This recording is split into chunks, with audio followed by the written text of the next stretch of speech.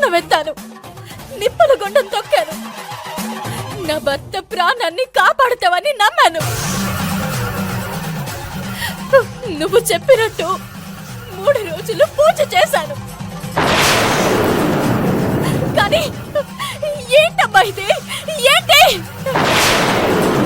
నా భర్తకి ఆయు పోసి నన్ను బ్రతుకున్న శవాన్ని చేశావు.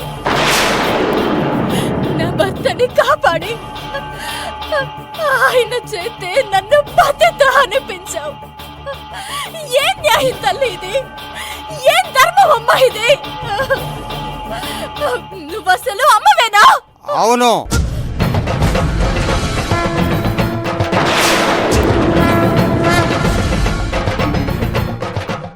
అమ్మని ఎందుకు నిందిస్తావు?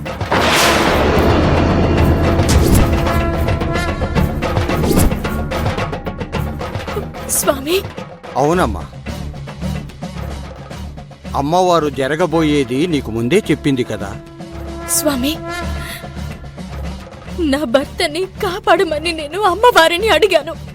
అంతేకాని నా భర్తని కాపాడి నన్ను నా భర్తని విడదీయమని నేను అడగలేదు. నేను ఆ రోజు ఏం చెప్పానో గుర్తు చేసుకో. నేను చేయగలిగింది ఏమీ లేదు. కర్మ ఎవ్వరినీ వదిలిపెట్టదు. నువ్వు సమస్యని పరిష్కరించేటప్పుడు నిన్ను ఎన్నో కష్టాలు చుట్టుముడతాయి. ప్రకృతి విలయ తాండవం చేస్తుంది. ఎవరి కర్మఫలం వారు అనుభవించాలి. నీ భర్తను కాపాడితే ఆ కర్మను నువ్వు అనుభవించాలి అని చెప్పాను. కానీ నువ్వు వినలేదు. నాకు నా భర్త ప్రాణాలే ముఖ్యం అన్నావు. ఇప్పుడు అమ్మను నిందిస్తున్నావు. కానీ ఇంత దారుణమైన శిక్ష. అది శిక్ష అని ఎందుకు అనుకుంటున్నావమ్మా? నీ భర్త ప్రాణాలకి బదులుగా నువ్విస్తున్న ప్రతిఫలమే ఇది. స్వామి, తప్పదమ్మా.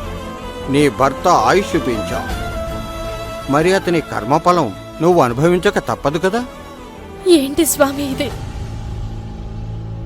చిన్నప్పటి నుంచి నా జీవితంలో అన్ని కష్టాలే. ఇష్టమైన చదువు లేదు, ఇష్టపడ్డ బావలేడు,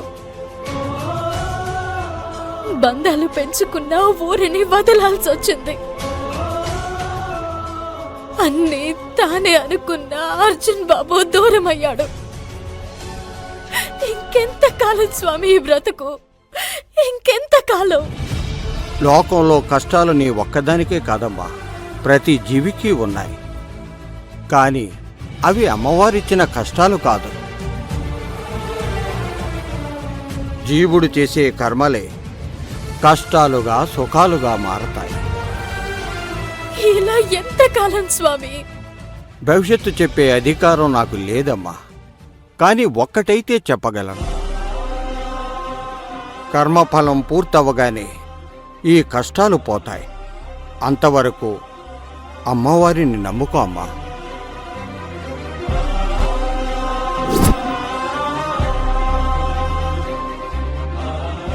హర హర మహాదేవ, శంభో శంకర, శంభో శంకర.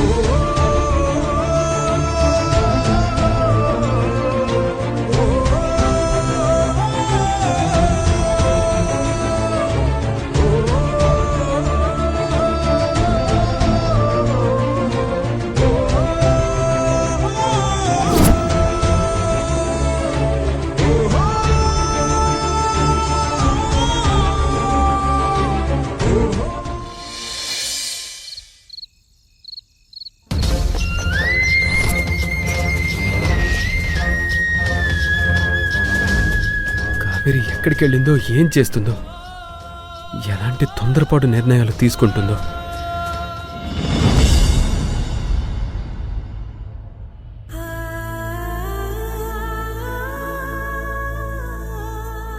జరిగిన దానికి భువన చాలా కోపంగా ఉన్నట్టుంది.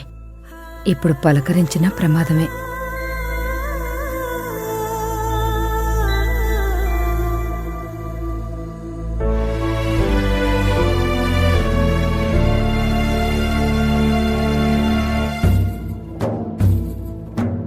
అన్నీ